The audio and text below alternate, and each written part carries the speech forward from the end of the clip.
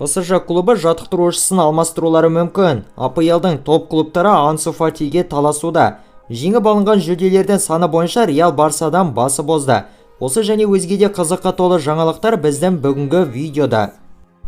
Алдыңғы видеодағы айтқан өтінішімізді екі етпей бізге жаңадан 62 жазылушы тіркелген екен. Жаңадан тіркелген және бізге қолдау танытып жатқан әрбір көрермендерімізге алғыс білдіреміз. Әдеттегідей келесі жаңа видео шыққанға дейін 1000 лайк санын жинап тастайық. Өзіміздің жазылушыларымызға қатысты емес, жаңа көрермендерімізден сұрайтынымыз біздің арнаға жазылуды және видеоға лайк басып қоңырау түймешесін басып қоюды да ұмытпаңыздар. Ендеше бастаймыз. ПСЖ-ның шабуылшысы Килиан Мбаппе алдағы Чемпиондар лигасы қарсаңындағы Бавариямен болатын матчқа қатысуға үміттенуде. Le Parisien баспасының ақпараты бойынша қазіргі кезде ойыншы сол жақ санынан алған жарақатынан емделіп қалпына келуді жалғастыруда. Дегенмен сонда да оның ойынға қатыса алуы екі талай. Бавария мен ПСЖ арасындағы алғашқы ойын 14 ақпан күні өтпек. Ал шешуші жауапты матч 8 наурыз күніне жоспарланған.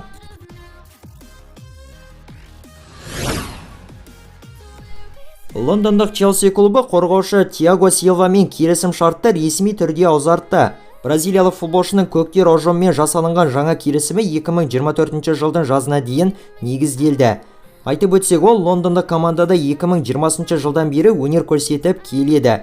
Челсимен бірге Тиаго Силва Чемпиондар лигасы, Еуропа суперкубогы, сонымен қоса клубтық әлем чемпионаты турнирлерінде топ жарған.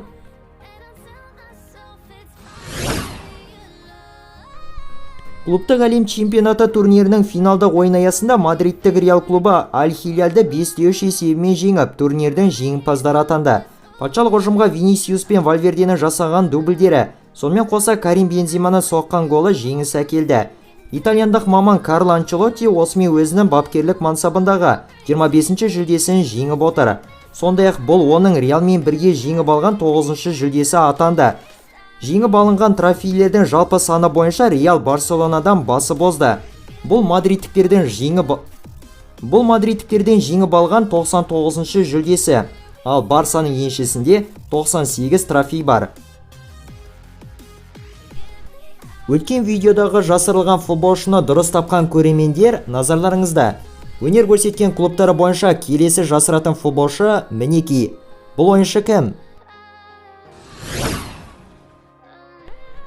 Мадридтік Реалдың немістік жартылай қорғаушысы Тони Кросс өзінің болашағына байланысты нақты шешімді алдағы маусым айында қабылдамақ.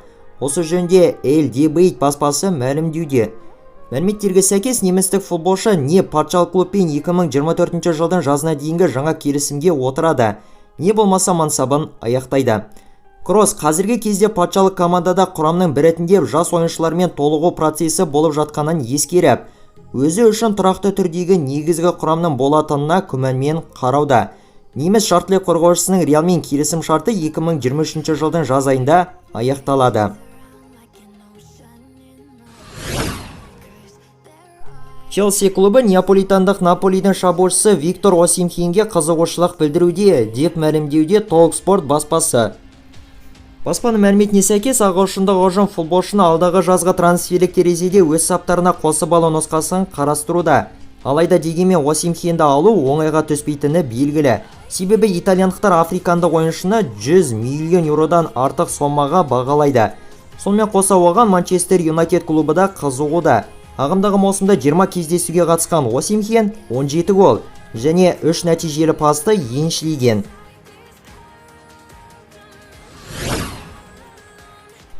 Челсидің шабуылшысы Пьер-Эмерик Обамейянг американдық Лос-Анджелес Galaxy сапына ауыспайтын сыңайлы. Тілші Фабрицио Романоның ақпараты бойынша Габонда ойыншы мансабын тек қана Еуропада жалғастыруды қалайды. Осының алдында Лондондық ұжым Обамейянгты Чемпиондар лигасының плей-офф кезеңіне қатысатын футболшылардың тізіміне қоспаған еді. Және осыған байланысты ол қапалы күйде қалған. Осы маусымда 17 ойынға қатысқан шабуылшы 3 голды соғып және 1 нәтижелі пас жасап ерекшеленген.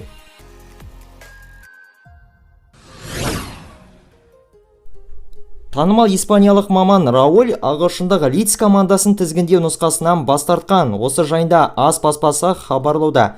Баспаның ақпараты бойынша Реалдың аңызы өзі тізгіндейтін Кастилья, яғни Реалдың екінші командасынан кетіп, АПЛ клубына ауысудан бас тартқан.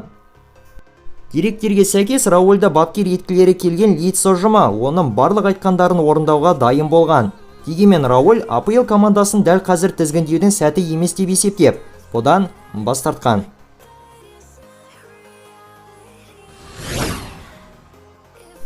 Барселонаның жас талантты шабуылшысы Ансу Фатиге Арсенал, Ливерпуль және де Манчестер Юнайтед командалары қызығушылық танытуда. Осы жайында тілші инсайдер Фабрицио Романо хабарлауда.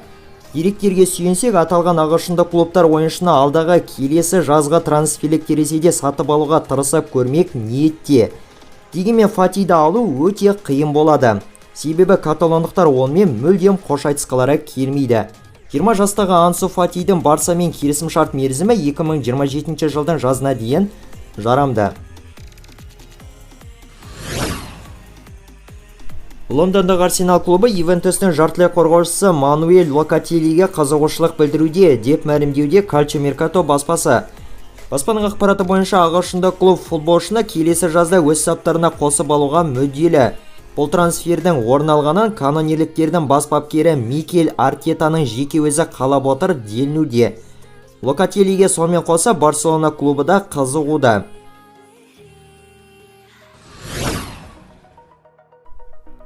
Уругвайлық жартылай қорғаушы Федерико Вальверде осы маусымдағы Реал сапындағы соққан жалпы голдарына санын 10-ға жеткізді. Жартылай қорғаушы кешегі клубтық әлем чемпионатының финалындағы Аль-Хиляльмен болған матчта гол соғып көзге түсті. Өткен қыркүйек айында итальяндық бапкер Карло Анчелотти, егер де Вальверде осы бір маусымның ішінде кем дегенде 10 голды соқпайтын болса, онда өзінің жаттықтырушылық лицензиясын жыртып тастайтынын жеткізген еді. Ал енді міне осылайша Карло Анчелоттидің айтқаны орындалып отыр.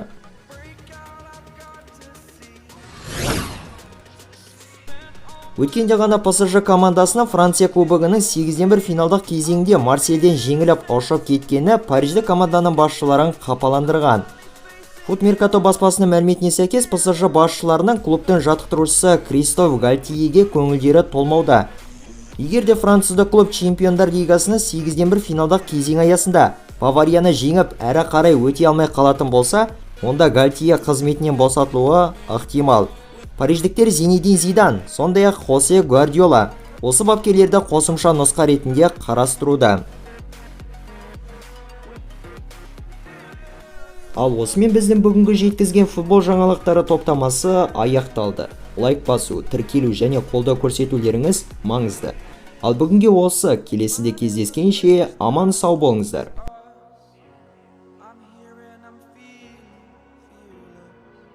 Exaggerated, that's what you